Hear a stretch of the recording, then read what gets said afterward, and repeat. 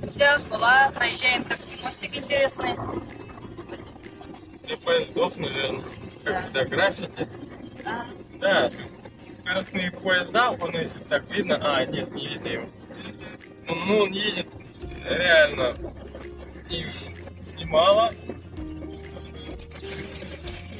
Наверное, 200 км, наверное, в час или что, но он обгоняет.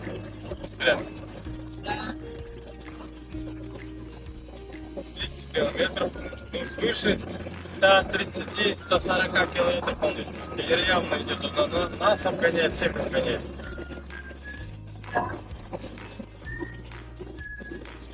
Прямую идущий. Да, вот будем снимать, показывать такие интересные места.